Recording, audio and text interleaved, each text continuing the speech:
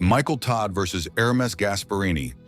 This match with Ermes is the most important of my life, because if I don't win it, I don't get a shot at Levan. My goal is to pull Levan, but I have to beat Ermes first. I've had a good run for the past year, but Ermes has a very impressive record, so most people might say he's the favorite. I've been stronger in traditional gym lifts in the past, but this is the strongest I've ever been in arm wrestling specific exercises. I am very confident that if I went back in time and faced Pushkar again in the form I am now, I'd win that match. But I know Ermes is at a very high level right now, and that is what makes this fight so important for me. I weigh between 310 and 318 pounds. As for endurance, I believe mine comes from my desire to win when the match stops.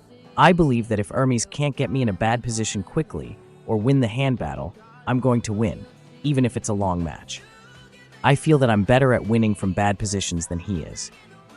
This match isn't going to be quick.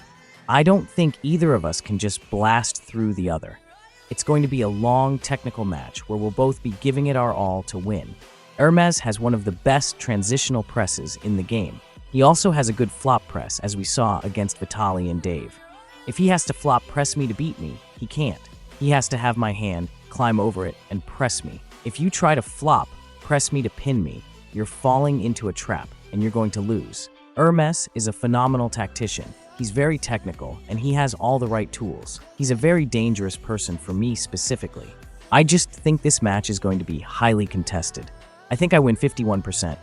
Devon Larratt versus Kvikvinia. I think the match itself is going to get heated.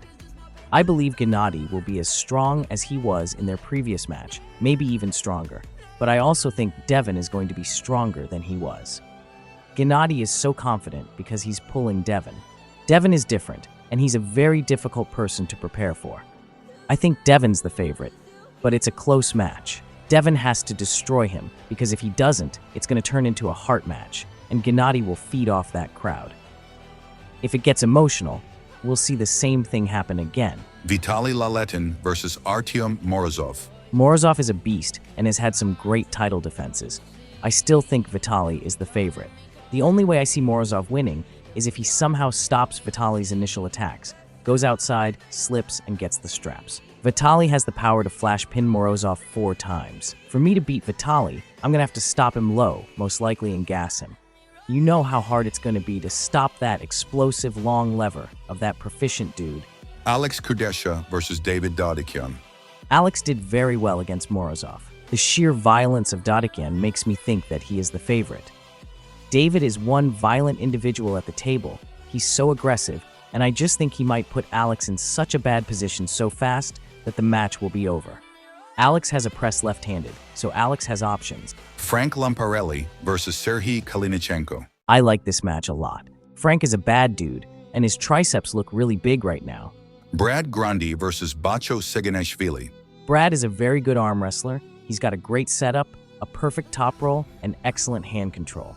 Everything is very, very good. He's not going to be as explosive as Bacho, not even close, but if he comes in top form, like when he defeated Pavlo and Matt Mask, then it's 55%, 45% for Bacho. Otherwise, Bacho will have an 80%, 20% advantage. Vasily Dautashvili versus Stoyan Golomanov. I like Stoyan a lot. He's amazing.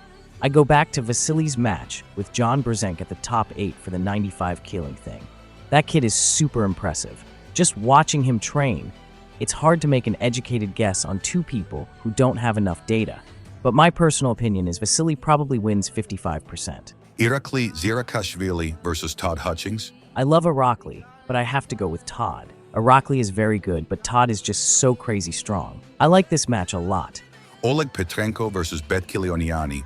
I'm a huge Vitaly fan. I couldn't believe the way he beat Tainov and then what he just did to Oleg Zhokh. But I'm going to be honest. The only thing that makes me think he might win this match is because it's in Tbilisi. Other than that, I'm Team Petrenko all day long. Petrenko is a stud. His left arm is ridiculous. I think Oleg would be the favorite. I don't think Vitaly can flash him. I think Petrenko is too solid, too rigid. Daniel Procopciuc versus Oleg Zhokh.